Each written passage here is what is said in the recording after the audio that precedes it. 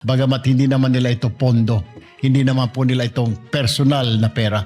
Kaya doon po sa dalawang mambabatas po natin sa mababang kapulungan, sana po mapag-isipan ho ninyo sa mga darating na araw na hindi po ninyo pera, yan, pamimigay na yan, pera po ng taong bayan.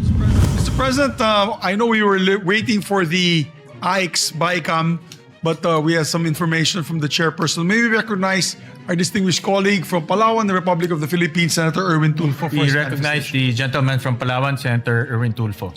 Maraming salamat po, Ginoong Pangulo, Majority Floor Leader. Nais ko pong i-anunsyo dito po sa plenaryo ngayon na yung inaantay po natin na yung AIX Bill, yung Assistance for Individual in Crisis Situation, na dapat po sana ay ma-ratify natin ngayong hapon, ay hindi po muna matutuloy. Ang sa kadahilanan po na ayaw pong pumirma ng ating counterpart sa mababang kapulungan. Dahil po sa ilang probisyon at tila hindi po sila natutuwa doon po sa kasama sa probisyon na yon ng AIX, ang anti-EPAL section. Ibig sabihin po na dapat ang pagbibigay ng AIX o ayuda ay wala ng kasamang politiko o siya mismo ang nagbibigay ng ayuda sa mga tao na ang pondo ay galing sa DSWD. Na sa totoo lamang po ay hindi naman po pera ito ng politiko, ito po ay pera ng taong bayan. Ito po yata, Ginoong Pangulo, ang hindi po natutuwa ang ating mga kasamahan sa bababang kapulungan. Kaya ayaw po nilang pirmahan at kailangan pa daw pag-aralan. So ito na naman po tayo, matetenga po ang batas na ito. Kaya nga po ano man po ang gawin natin, lahat po tayo dito sa Senado ay pumirma na po para ma-ratify na ito. Ayaw naman po ng ating mga kasamahan sa mababang kapulungan. Sana po ay magbago pa kanilang isip dahil ito naman po ay para sa interes ng mga mahihirap nating kababayan. Isang tabi po muna natin ang interes natin, ang interes ng grupo, pansariling interes.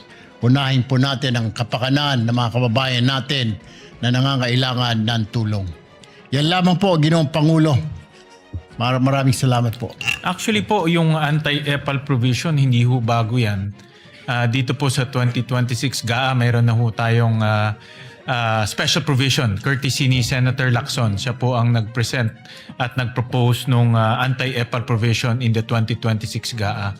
So itong pinapropose po ninyo ay in-institutionalize lang, no, itong anti-EPAL provision. So maganda ho mapag-usapan to sa mga susunod na BICAM conference meeting para mapag-usapan mabuti. Pero hindi ho ito bago at ito ay kasama po sa mga reformang in-implement ho natin dito sa 2026 GAA. Hindi po sila natutuwa, Ginoong Pangulo, na ito po ay ma-institutionalize o maging isang ganap na batas na pagbibigay ng ayuda dapat po ay wala ang mga politiko dahil ito na rin po ang hinihingi ng mga kababayan natin.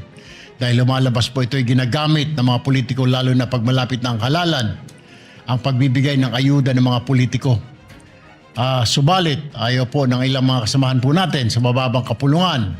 Kailangan pa po yata nila, Ginoong Pangulo, na sila mismo ang mag-aabot ng ayuda bagamat hindi naman nila ito pondo. Hindi naman po nila itong personal na pera. Kaya doon po sa dalawang mambabatas po natin sa mababang kapulungan, sana po mapag-isipan ho ninyo sa mga darating na araw na hindi po ninyo pera, yan, pamimigay na yan, pera po ng taong bayan. Dapat po ang DSWD lamang ang mamigay niyan at hindi kayo ang dapat nagbibigay dyan. Kung yun ang inyong gusto, na pagmumukha ninyo ay makita ng sambayanan ang pagmumudmud ng pondo ng taong bayan, bahiya naman po kayo dahil hindi nyo po pera yan, pera po ng taong bayan. Yan lamang po, Ginoong Maraming Pangulo. salamat. I'm sure po sa BICAM mapag-uusapan ho yan at nakikita ko naman po na maganda po yung layunin ng proposal po ng ating Senado. Majority Leader.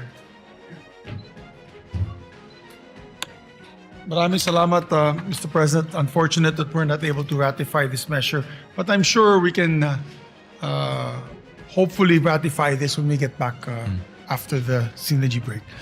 Mr. President, just one last housekeeping.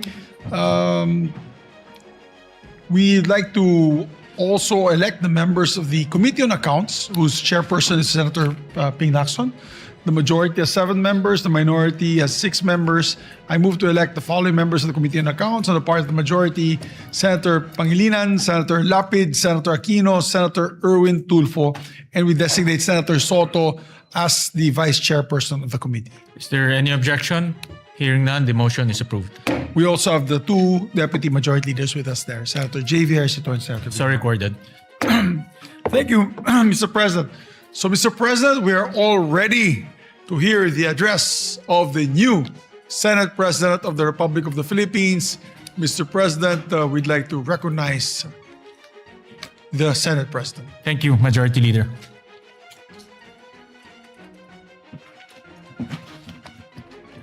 Magandang gabi po sa lahat. Mga iginagalang kong kasamaan sa Senado, mga kababayan, magandang araw po sa ating lahat. Una sa lahat, taos-pusong akong nagpapasalamat sa aking mga kapwa-senador sa tiwalang inyong ipinagkaloob.